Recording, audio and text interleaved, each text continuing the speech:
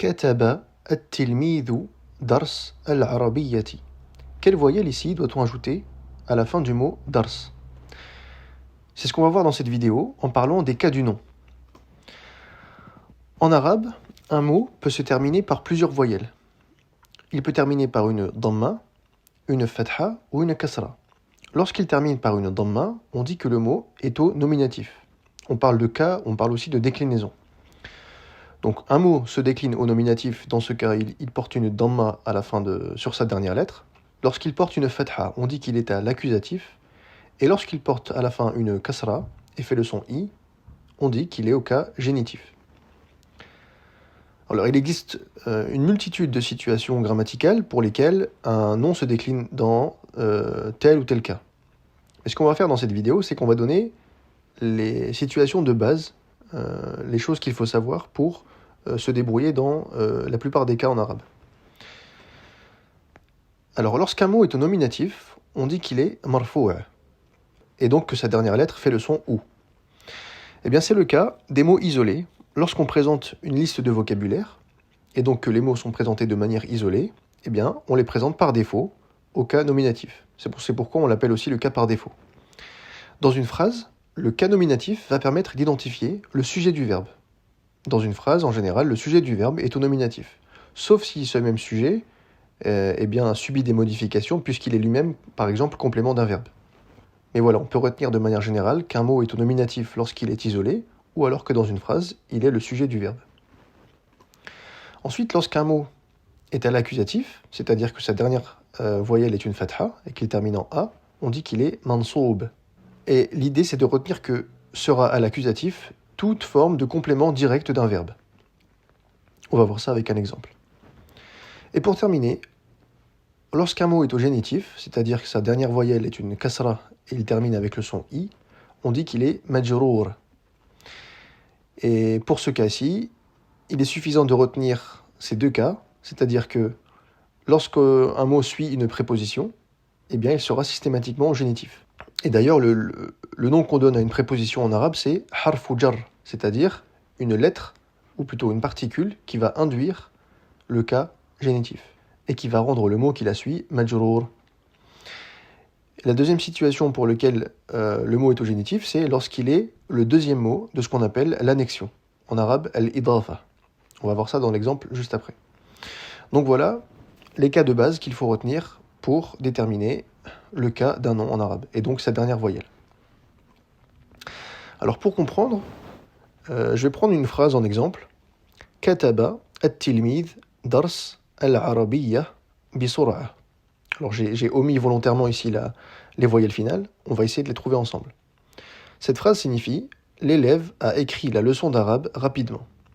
Alors pour commencer, on va lister le vocabulaire de cette phrase. Ici on reconnaît le verbe « kataba » qui signifie « écrire ». Ici l'élève se dit « tilmidun » pour un élève, « darsun » c'est une leçon, « al-arabiyyatu » la langue arabe, et ici « darsul arabiyyati » la leçon d'arabe. Et pour terminer, sur'atun, une vitesse ou de la vitesse. Alors tout à l'heure, j'ai parlé de ce qu'on appelle la structure qu'on appelle l'annexion. Eh bien l'annexion, c'est toute structure de la forme le chien du garçon.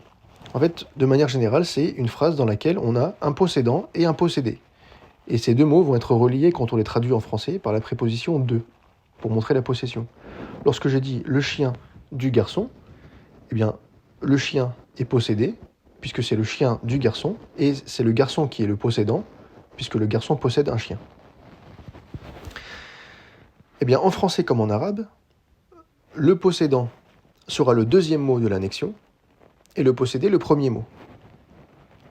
Donc, on avait darsun pour une leçon, et al-arabiyyatu pour la langue arabe.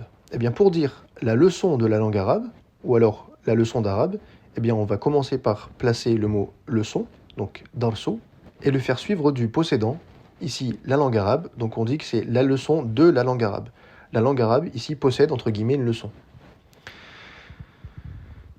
Et donc j'ai dit tout à l'heure que le deuxième mot de l'annexion était toujours au génitif. Eh bien c'est le cas ici, le deuxième mot de l'annexion c'est al-arabiyyatu, qui est au nominatif quand il est isolé. On a vu qu'un mot isolé était au nominatif, donc cette dernière voyelle est une dhamma.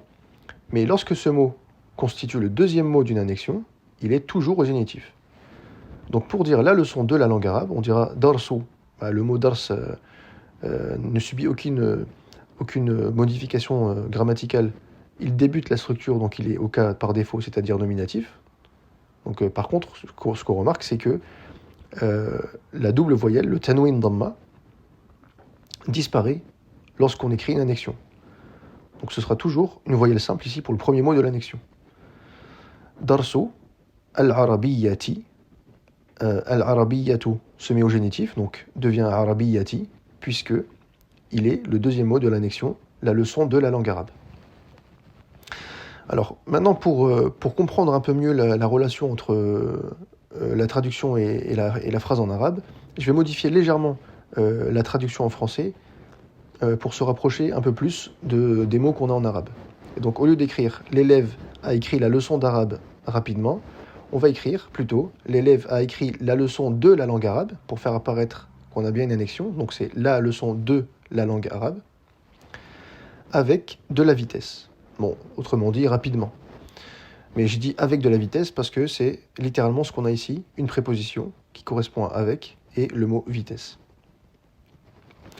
Alors ce que je fais habituellement pour analyser les voyelles des mots dans une phrase, c'est qu'on identifie en jaune les prépositions, ou tout mot qui va induire un génitif, et en bleu le verbe.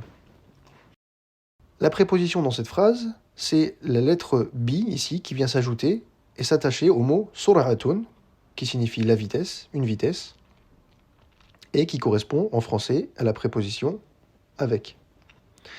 Et le verbe, c'est le verbe kataba, qui signifie il a écrit. Alors maintenant qu'on a identifié la préposition et les verbes, on va appliquer les cas qu'on a vus tout à l'heure en ce qui concerne le nominatif, l'accusatif et le génitif. Donc ici on a un verbe. Quel est le sujet du verbe écrire? Qui a écrit dans la phrase? C'est l'élève.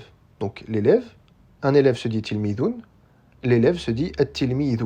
Lorsqu'un mot passe de l'état indéfini, c'est-à-dire un ou une ou des au pluriel, à l'état défini, c'est-à-dire le, la ou les, on lui ajoute alif lam devant et sa voyelle double devient voyelle simple. Donc tilmidun pour un élève et at-tilmidu pour l'élève. Donc ici, l'élève, at-tilmid, est le sujet du verbe kataba. Et qu'est-ce qu'on avait dit sur le cas du sujet du verbe? On a dit qu'il était au nominatif. Autrement dit, sa dernière voyelle est une dhamma. Et donc, ce mot ici va s'écrire avec ses voyelles at-tilmidu. Ensuite, l'élève a écrit la leçon de la langue arabe. Donc l'élève a écrit la leçon. Il a écrit quoi? La leçon. Donc la leçon, dans la phrase, c'est le complément d'objet direct après le verbe écrire. Et donc qu'est-ce qu'on a dit des compléments directs dans une phrase? Qu'ils se déclinaient au cas accusatif. Et donc, leçon qui se disait de manière indéfinie, darsun, puisqu'il est dans la phrase complément d'objet direct du verbe écrire, eh bien il va se décliner à l'accusatif, et sa voyelle finale sera une fatha. Donc ça c'est la première chose. Deuxièmement, on voit ici qu'on a une annexion. C'est pas juste une leçon ou la leçon, c'est la leçon de la langue arabe. Donc on sait déjà que sa voyelle sera une voyelle simple, puisque c'est comme on va retrouver la même structure qu'ici, une voyelle simple dans une annexion pour le premier mot, et le deuxième mot de l'annexion qui est la langue arabe, donc la leçon de la langue arabe.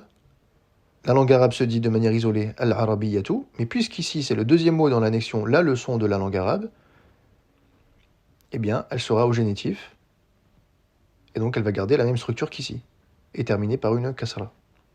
Donc ces mots se complètent avec leur voyelle darsa al-arabiyyati. Donc vous avez vu, de manière isolée, cette annexion se dit darsu al-arabiyyati, et lorsqu'on l'insère dans un contexte où le premier mot de l'annexion est complément direct, eh bien, lui seul va changer. Le deuxième mot de l'annexion reste toujours au génitif.